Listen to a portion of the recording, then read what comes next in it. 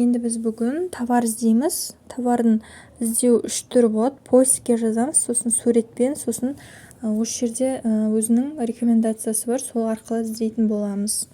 Бірінші поискке жазу арқылы іздейік. Біз қытайша білмейміз, сондықтан біз переводчикпен қолданамыз, иә. Мен Google переводчикпен қолданамын. Шығамда Google переводчикқа кіремін. Сосын русскийдан китайский упрощенный дегенге қойып алдым, міне. Енді осында жазамын рубашка деп. Рубашка, женская десем болады, немесе рубашка емес, басқа нәрсе деп көрейік. Так, не нәрсе бар? Детская одежда деп көрейік. Детская одежда для мальчиков деп тұр мына жерде. Детская одежда дейік. Не шығарып беретін көреміз қазір. Мына жерде копировать деген бар. Осыны басамыз, копировать ете аламыз. Иә, сосын қайттан кіреміз, пиндодаға кіреміз. Енді вставить етеміз. Міне вставить.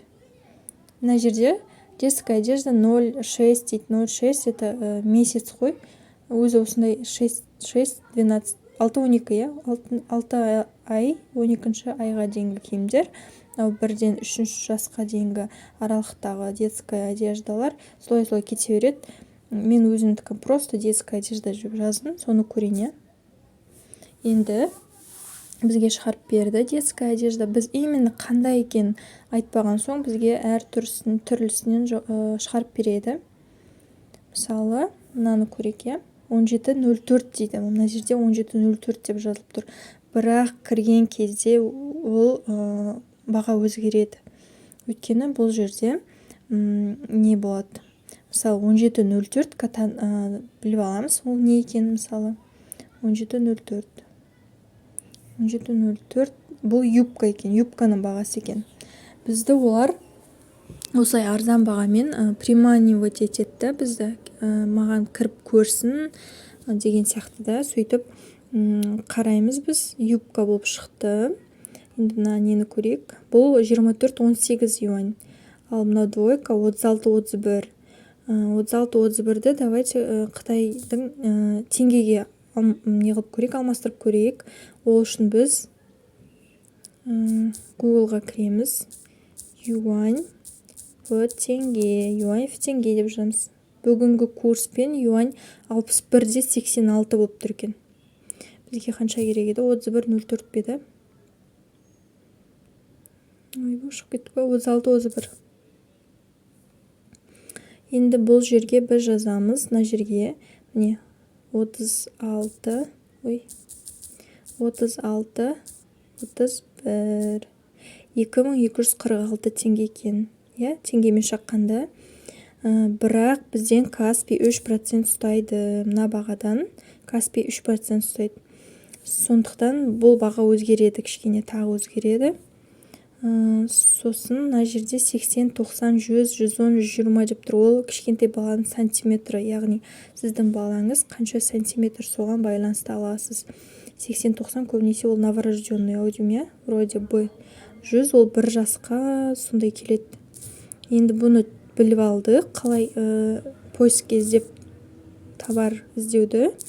Енді по фото іздеп көрейік.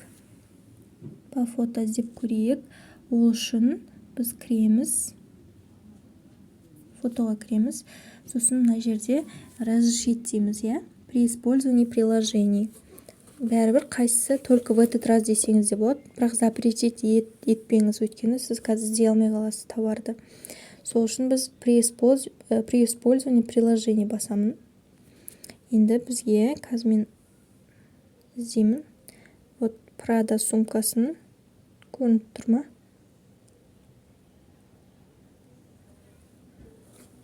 Қазір өзі.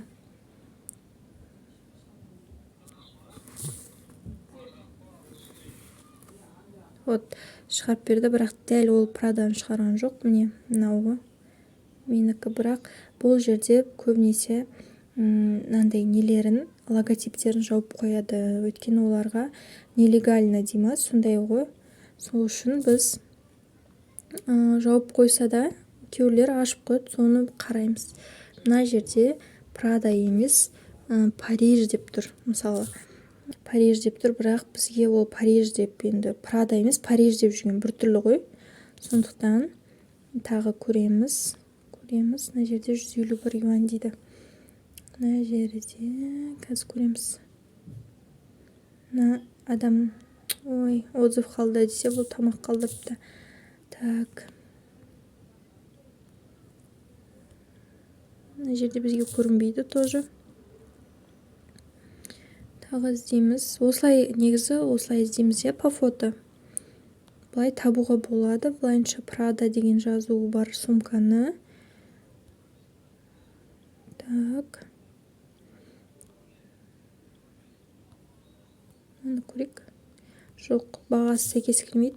Ондай Прада сумкалар ондай бағада тұрмайды. 27-36 деген юаньдай тұрмайды.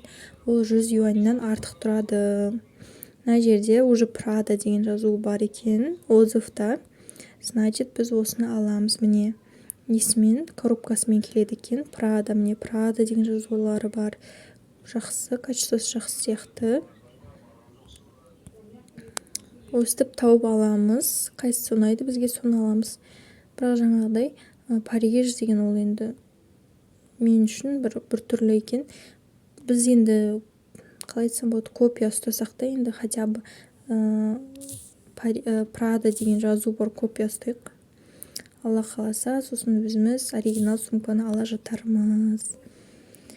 Осылай іздейміз қыздар. Енді үшінші неге келетін болсақ, үшінші поиск бізде ол мына жерде рекомендация арқылы іздейміз. Так, бұл мынаны бассақ екіншіні, бұл жерде бізге скотч, там швабра, перчатка, анау көрсетіп тұр. Мысалы тағы былай жүреміз. Бұл жерде тамақтар екен.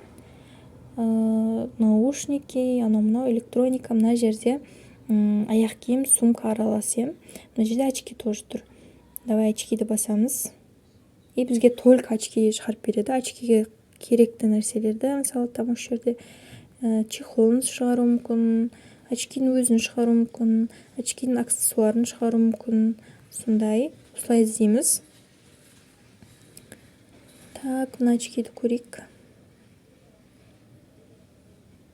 Қандай очки екен? Қызық очки екен өзі.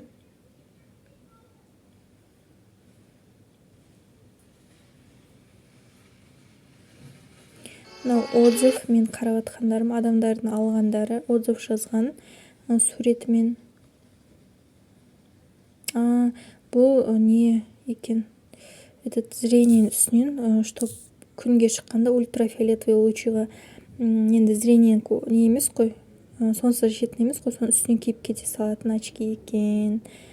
Бұның бағасы бізде мына жерде неше түрлі тұрады. Бұны только біз скриншоттап, переводқа салып қана қарай аламыз. Әйтпесе біз өзіміз Қытай тілін білмеген соң шатасып кетуіміз мүмкін. Сіз бірдеме бердіңіз, мына суретке қарап, сосын ол сізге басқа бірдеме болып келсе, сосын сіз уже не қыласыз, кішкене шамалы көңіліңіз, настроениеңіз түсіп кетеді. Сосын сіз продавецке жазғанның өзінде айтады сізге, мына жерде сізде осындай деп тұр ғой, неге соны оқып алмағансыз деген сияқты. Сол үшін біз скриншот аламыз обязательно, сосын барып не береміз, заказ береміз. Бұл үшінші поиск. Енді келесі сабақта басқа сабақтарды үйрететін боламын.